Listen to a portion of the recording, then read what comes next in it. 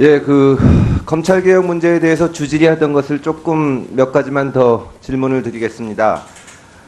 지금 존경하는 여러 위원님들께서 인사 문제 말씀을 많이 하셨습니다. 또 후보자도 서면 답변 과정에서 인사 문제가 가장 중요하다고 얘기를 했는데요. 지금 현재 검찰 상황에서 인사 문제를 중요하지 않다고 하기는 어렵습니다. 그러나 후보자께서도 잘 아시겠지만 이거는 근본적인 문제라고 보기는 어렵습니다. 미국 같은 경우에는 대통령이 바뀌면 92명의 연방검사가 일제히 사표를 내고 물러나고 대통령의 측근들이 임명이 됩니다. 그렇다고 해서 미국의 대선 과정에서 검찰개혁이 이슈가 되거나 하질 않습니다. 우리나라 검찰이 이렇게까지 문제인 것은 검찰이 너무나 강력한 권한을 갖고 있기 때문에 그런 것입니다. 존경하는 노회찬 의원님께서 재정신청 얘기를 했는데 사실 재정신청 확대 문제도 잘 아시겠지만 사개추 당시에 엄청난 논쟁을 거쳐서 지금 조금 변화한 것이지만 실제로 검찰개혁 문제를 해결하는데 얼마나 도움이 됐는지는 잘 모르겠습니다. 검찰개혁은 그 본질을 꿰뚫어보고 원인을 제거해야 되고 아까 오전 아니고 주질의 답변에서 후보자께서 검찰이 경찰이 하는 일을 너무 많이 하고 있다. 그리고 1차적인 수사는 경찰이 담당해야 되고 특히 너무나 많은 인지부서에 대해서 대폭 축소하는 것을 적극적으로 검토하시겠다고 하셨는데 그 부분 검찰의 권한을 축소하고 이 기소권과 수사권을 합리적으로 배분하는 것에 좀 주력을 해주시기를 당부를 드리겠습니다. 네, 잘 알겠습니다. 예. 그리고 과거사 문제 그리고 국가의 손해배상 청구와 관련해서 제가 좀 말씀을 드리겠습니다. 우리가 과거에 불행한 역사가 있었고 그와 관련해서 과거 재판으로 인해서 또 부당한 수사로 인해서 많은 피해자가 난 적이 있습니다. 여기에 대해서 여러 국가기관이 사과를 하고 지금도 법원이 재심을 선고할 때 관련자들한테 사과를 하는데 법무부나 검찰은 한 번도 사과를 하지 않았습니다. 지금 당장 이 자리에서 후보자가 임명이 되지 않은 상태에서 제가 뭐라고 사과를 하라고 권유할 생각은 없지만 한번 깊이 검토해 주시기 바라고 특히 재심 무죄 사건에 대해서 거의 기계적으로 검찰이 항소 상고를 하는 것은 이것은 정말 좀 고쳐야 되지 않나 그런 생각이 듭니다. 어떻게 생각하십니까? 저도 이 재심 무죄 사건에 대한 이 무조건적인 항소나 상고 이것에 대해서 평소에 상당히 심각하다는 문제 의식을 가지고 있었습니다. 사실 재심 무죄 사건에 대해서는 검찰의 상소 자체를 못하게 하는 것이 오히려 정의에 반하는 게 아닌가 그런 생각도 들었습니다만은 이 문제는 그런 반복적인 어떤 불행한 사람들이 나타나지 않도록 이 문제 심도 있게 한번 검토해 보겠습니다. 예, 감사합니다. 네. 그와 같은 맥락에서 제가 사건을 하나 말씀을 드리겠습니다. 인혁당 재건이 사건 아시죠? 네.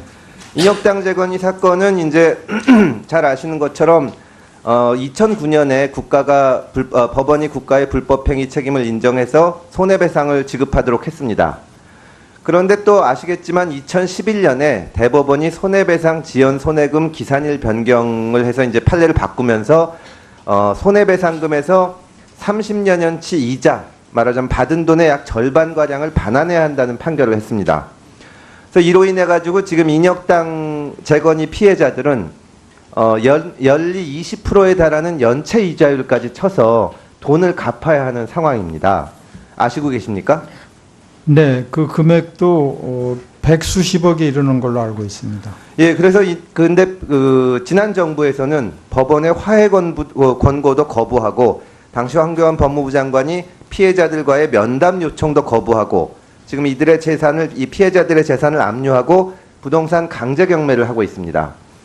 예를 들어서 강창덕 씨 같은 경우는 2013년 10월 기준 8억 3,300만 원을 반환해야 되는데 2017년 4년이 좀 안 되는 기간에 거의 2배에 가까운 13억 원이 됐고 하루에 37만 7천 원씩 이자가 붙고 있습니다. 그러나 이 강창덕 씨는 월 30만 원짜리 월세방의 보증금 300만 원과 또 월 18만 원씩 지급되는 6.25 참전 보상금 이런 거를 받고 생활을 하고 있습니다. 인혁당 재건이 피해자들은 사실 그 수많은 정말 엄청난 세월 동안 고통을 당하고 그러고 있는데 지금 법원에 판결이 있다고 하더라도 국가기관이 정말 이토록 냉정하게 사는 집까지 압류하고 뺏어야 되는지 정말 저로서는 의문입니다. 이분들이 저한테 찾아와서 얘기를 하는데 과연 나라가 이래서야 되겠나 하는 생각이 듭니다. 사실 돌이켜 생각해 보면 그때 당시에 사형 판결이 나자마자 바로 그 18시간 만에 8명을 사형시키고 이런 우리 사법사상 수치에 가까운 사건인데요. 이것을 과연 진짜 법원이 판결을 했기 때문에 뭐 기계적으로 집행한다. 이것으로 정당화할 수 있는지는 저는 의문이고 임명이 되신다면 이 부분도 적극적으로 좀 검토를 해서 피해자들의 마음을 더 아프지 않게 해주셨으면 합니다. 네, 잘 알겠습니다. 그리고 이와 또 관련해서 그 전략적 공세 소송에 대해서 잘 알고 계시죠? 네, 공공의 그 참여를 봉쇄하기 위해서 악용되는 소송을 전략적 봉쇄 소송이라고 하는데요. 예를 들면 뭐 논란의 여지는 있을 수가 있지만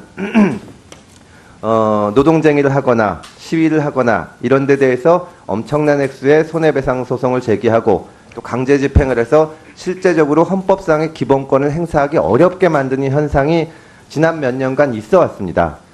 이게 이제 그 법원에 우리가 그 여기에 대해서는 좀 특별법도 만들고 저희도 법안을 제출할 예정이긴 한데 실제로 이로 인해서 고통을 받는 분들이 많고 제가 대표적인 사례를 말씀을 드린다면 뭐 쌍용 자동차 같은 경우에는 지금 16억 6천만 원 이상의 손해배상 청구 소송을 당하고 있고 또 강정마을에 대해서는 문 대통령님도 말씀하셨지만 그랬고 희망버스 이런 식의 소송이 계속 나고 있습니다. 법무부가 공익을 위해서 국민들을 위해서 저 법 집행을 총괄해서 감독을 한다면 이런 소송을 어떻게 해야 되는지 특히 강제 집행을 바로바로 해야 되는지 이 부분을 검토해 주시기를 당부를 드리겠습니다. 네, 깊이 검토해 보겠습니다. 예, 수고하셨습니다.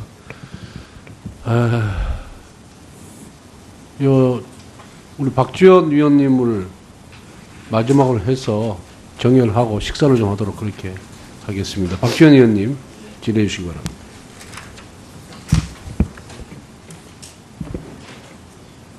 지금 여러 의원들이 공수처에 대해서 질문을 했고요. 저도 질문을 했고 후보자께서는 필요하다. 검찰 개혁을 위해서 필요하다 하지만은 대한민국 검찰, 검사, 검사장 누구도 공수처의 필요성에 대해서는 전부 반대하고 있습니다. 제가 10년째 법사위원을 하고 있기 때문에 저는 법조인이 아니지만 그분들의 얘기도 일리가 있어요. 우리 권성동 법사위원장께서도 한번 발표를 했는데 그거 읽어보니까 이해가 돼요. 사실 저는 그렇게 생각합니다. 뭐 특별감사관 뭐 별거 다 생겼지만은 아까도 얘기했지만 성공한 적 없어요. 공수처 생기면은 아마 정치인, 고위공직자, 김영란법 위반자나 많이 잡아낼 겁니다.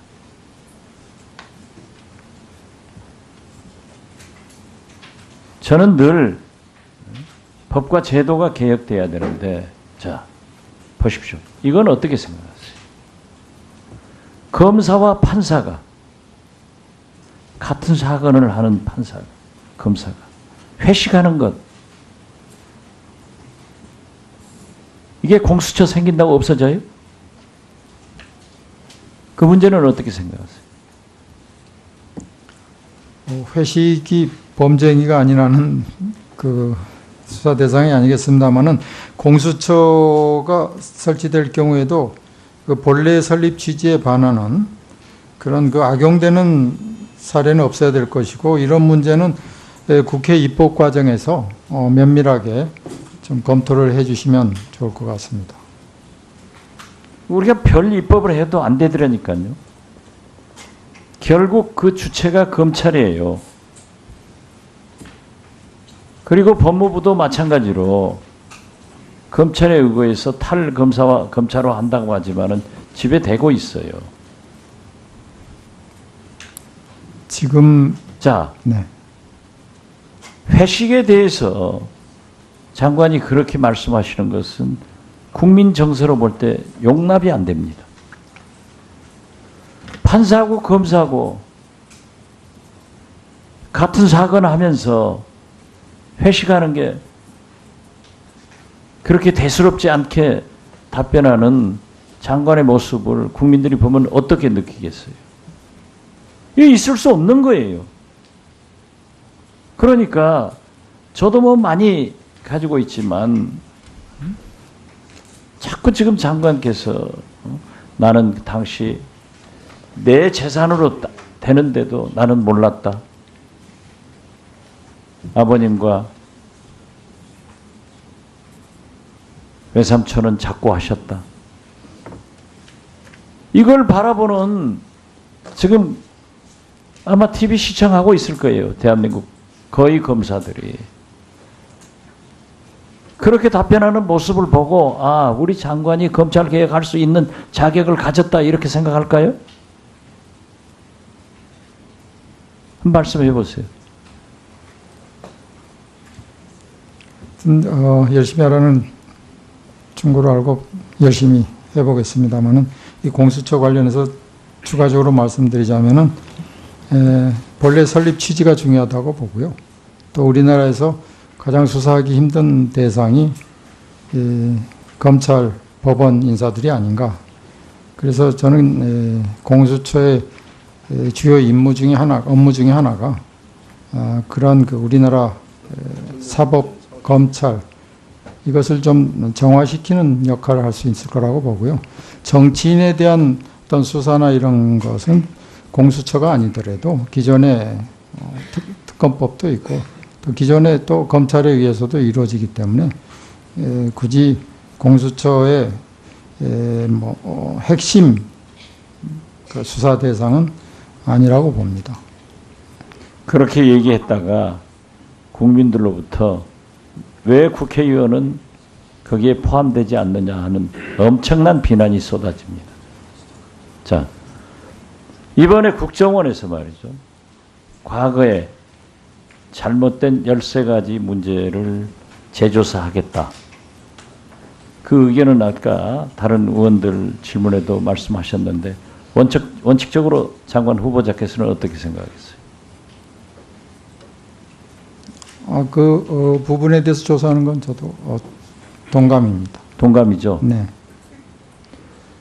제가 수차 또 청문회 때 장관, 검찰총장 후보자들에게 질문합니다.